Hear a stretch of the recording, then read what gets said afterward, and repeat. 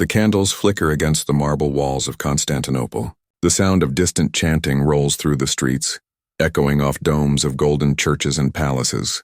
Behind the shining mosaics and grand imperial processions, a darker story was always unfolding. It was a world where power was not simply won through battles or politics, but through desires that few would dare to speak of.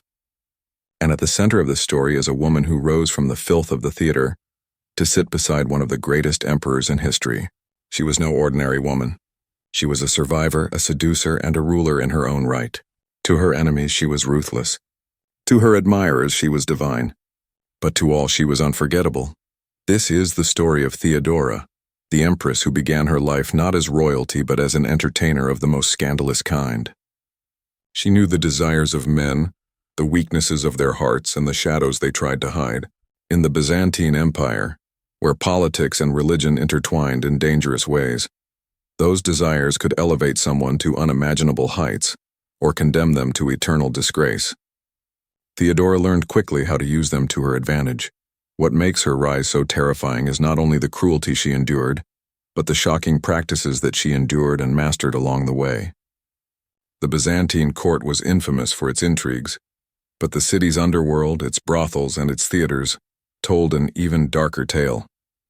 From whispered orgies that challenged every moral law to humiliating acts that today would make audiences shudder, Theodora lived through it all. She took the pain, the degradation, and the lust of others and transformed it into a weapon sharper than any sword. This is not just the story of an empress.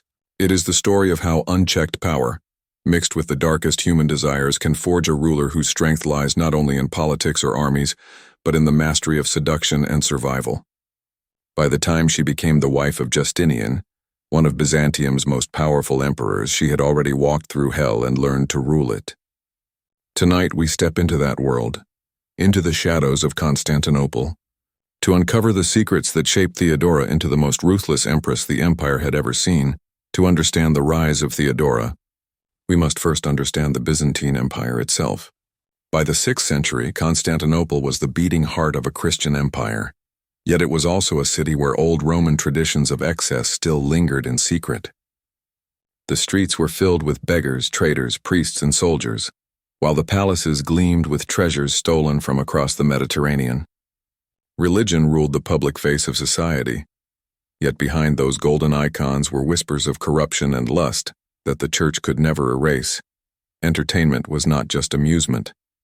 It was survival, distraction, and often humiliation. The Hippodrome, the great racing arena of Constantinople, was the soul of the city, a place where crowds screamed not only for chariot teams but for blood and scandal. Nearby theaters and brothels thrived. For young girls of poor families, the stage was often the only chance to survive, but it came at a devastating price.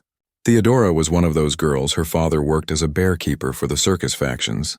When he died, the family was left in ruin. Theodora's mother, desperate to feed her children, pushed them toward the theater. But theater in Byzantium was not Shakespearean drama or noble performance. It was a mixture of acrobatics, dances, crude comedy, and sexual spectacle. Women performers were seen as little more than prostitutes, their bodies sold as much as their talents. Theodora entered this brutal world as a child, and from the start, she was marked by it. She quickly became famous for her beauty, but it was her audacity that made her unforgettable. Ancient writers, hostile to her later power, described her performances as shocking even by Byzantine standards. They accused her of lewd dances, of participating in public acts designed to amuse crowds with indecency.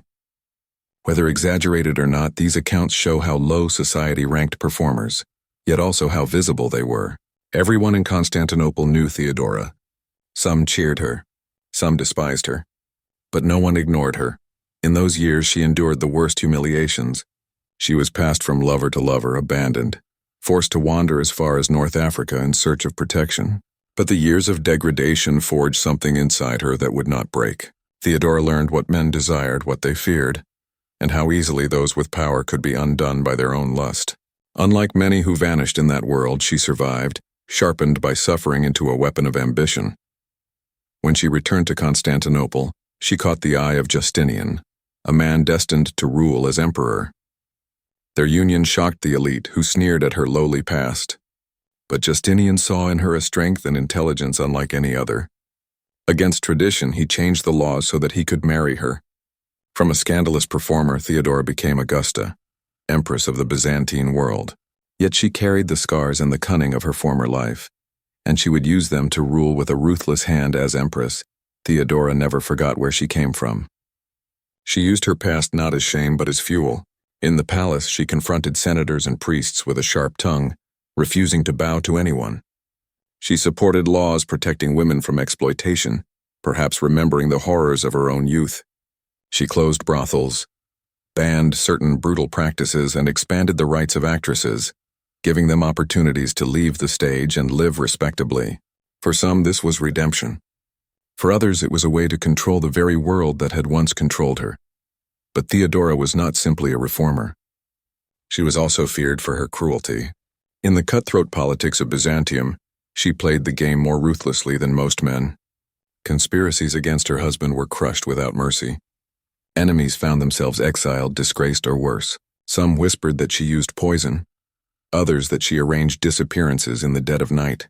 In the glittering palace of Constantinople, she moved like a shadow, smiling while plotting, striking only when her opponents least expected it. The most famous test of her character came during the Nika riots of 532. Constantinople erupted in chaos as rival circus factions. The Blues and the Greens united against Justinian's rule. The city burned, thousands rioted, and Justinian himself considered fleeing. It was Theodora who stood firm.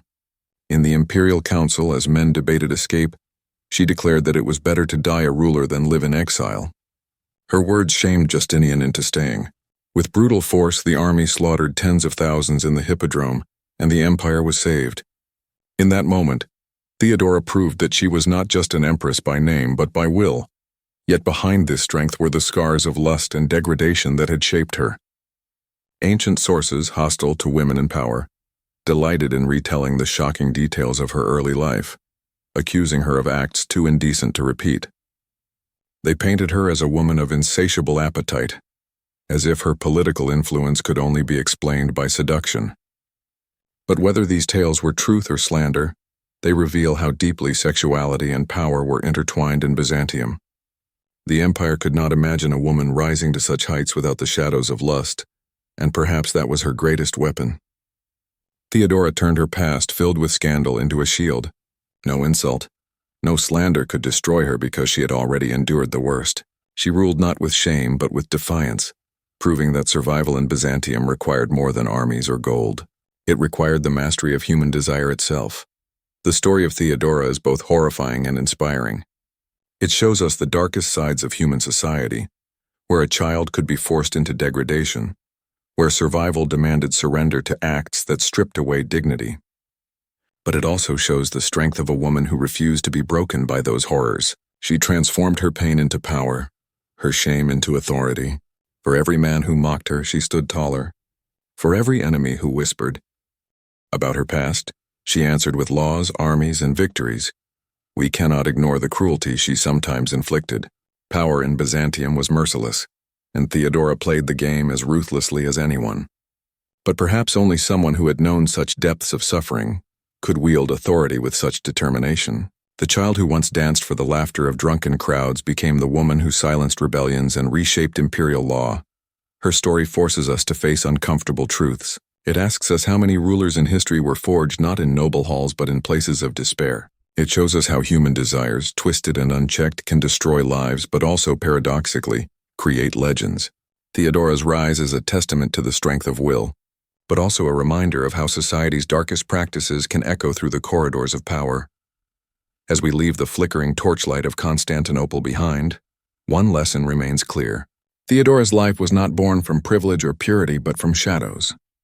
She was proof that greatness can emerge from the most horrifying places, but also that such greatness carries the scars of its origins. Theodora was not a saint, nor was she a simple sinner. She was human, forged in fire, sharpened by lust, and crowned by destiny. Her story still haunts us because it forces us to confront the link between power and desire. We want to believe that empires are built on justice, on laws, on armies, but sometimes they are built on secrets too dark to put into official records. Theodora's life reminds us that behind every golden crown may lie a history of suffering, scandal, and ruthless survival. History remembers her not as a victim, but as a ruler. And perhaps that is her greatest triumph. She endured the most degrading acts a society could demand of a woman, yet she rose to command armies, influence religion, and shape an empire. From the filth of the theater to the throne of Byzantium, she never let her past define her end. Instead, she transformed it into a legacy that no slander could erase. So the next time we look at the glittering mosaics of Constantinople, or the records of emperors and saints, we must remember the woman who walked out of the shadows of lust and humiliation and seized the purple robes of power. Her name was Theodora. Her story is terrifying, her strength undeniable. And if this tale has stirred something in you, if it has reminded you of the strength hidden within suffering, do not forget to like this video, share your thoughts in the comments, and subscribe for more stories from the dark corridors of history where lust, cruelty, and ambition shape the world we live in today.